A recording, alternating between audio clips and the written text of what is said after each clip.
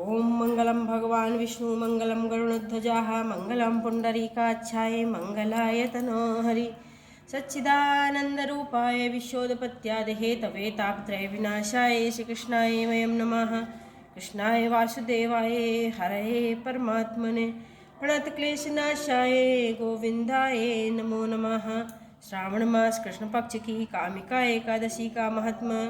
युधिष्ठिर ने पूछा, गोविंद वासुदेव आपको नमस्कार है। श्रावण के कृष्ण पक्ष में कौन सी एकादशी होती है, उसका वर्णन कीजिए। भगवान श्री कृष्ण बोले, राजन सुनो, मैं तुम्हें एक पाप नाशक उपाख्यान सुनाता हूँ, जिसे पूर्व काल में ब्रह्मा जी ने नारद के पूछने पर कहा था। नारद जी ने प्रश्न किया, भगवान कमलासन, मैं आपसे यह सुनना चाहता हूँ कि श्रावण के कृष्ण पक्ष में जो एकादशी होती है उसका क्या नाम है, उसके देवता कौन से हैं और उसके करने से कौन सा पुण्य होता है। प्रभु यह सब मुझे बतलाइए। ब्रह्मा जी ने कहा, नारद सुनो, मैं संपूर्ण लोकों के हित की इच्छा से तुम्हारे प्रश्न का उत्तर दे रहा हूँ। श्रावण मास के जो कृष्ण पक्ष की एकादशी होती है उसका नाम कामिका है। उसके स्मरण मात्र से ही वाजपेय यज्ञ का फल मिलता है। उस दिन श्रीधर, हरि, विष्णु, माधव और मधुसूदन आदि नामों से भगवान का पूजन करना चाहिए। भगवान श्री कृष्ण के पूजन से जो फल मिलता है वह गंगा नदी, काशी, नैमिषारण्य और पुष्कर क्षेत्र से भी सुलभ नहीं है। सिंह राशि के बृहस्पति होने पर तथा व्यतिपात और दंडयोग में गोदावरी स्नान से जिस फल की प्राप्ति होती है वह फल भगवान श्री कृष्ण के पूजन से भी मिलता है। जो समुद्र और वन सहित समूची पृथ्वी का दान करता है तथा जो कामिका एकादशी का व्रत करता है वे दोनों समान फल के भागी माने गए हैं। जो ब्याई हुई गाय को अन्यान्य सामग्रियों सहित दान करता है उस मनुष्य को जिस फल की प्राप्ति होती है वही कामिका का व्रत करने वाले को मिलता है। जो नरश्रेष्ठ श्रावण मास में भगवान श्रीधर का पूजन करता है उसके द्वारा गंधर्वों और नागों सहित संपूर्ण देवताओं की पूजा हो जाती है।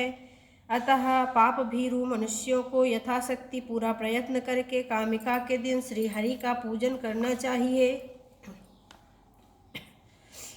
जो पाप रूपी पंख से भरे हुए संसार समुद्र में डूब रहे हैं उनका उद्धार करने के लिए कामिका का व्रत सबसे उत्तम है। अध्यात्म विद्या परायण पुरुषों को जिस फल की प्राप्ति होती है उससे बहुत अधिक फल कामिका व्रत का सेवन करने वालों को मिलता है। कामिका व्रत करने वाला मनुष्य रात्रि में जागरण करके ना तो कभी भयंकर यमराज का दर्शन करता है और ना ही कभी दुर्गतियों में ही पड़ता है। लाल मणि, मोती, वैदूर्य और मूंगे आदि से पूजित होकर भगवान विष्णु जैसे संतुष्ट नहीं होते, जैसे तुलसी दल से पूजित होने पर होते हैं। जिसने तुलसी की मंजरियों से श्री केशव का पूजन कर लिया है उसके जन्म भर का पाप निश्चय ही नष्ट हो जाता है। जो दर्शन करने पर सारे मनुष्य पाप समुदाय का नाश कर देती है, स्पर्श करने पर शरीर को पवित्र बनाती है, प्रणाम करने पर रोगों का निवारण करती है, जल से सींचने पर यमराज को भी भय पहुंचाती है, आरोपित करने पर भगवान श्री कृष्ण के समीप ले जाती है और भगवान के चढ़ाने पर मोक्ष रूपी फल प्रदान करती है।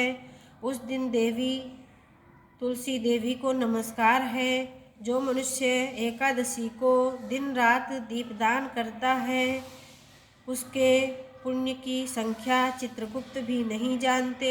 एकादशी के दिन भगवान श्री कृष्ण के सम्मुख जिसका दीपक जलता है उसके पितर स्वर्गलोक में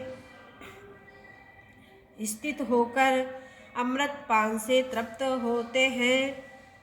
घी अथवा तिल के तेल से भगवान के सामने दीपक जलाकर मनुष्य देह त्याग के पश्चात करोड़ों दीपकों से पूजित हो स्वर्गलोक में जाता है।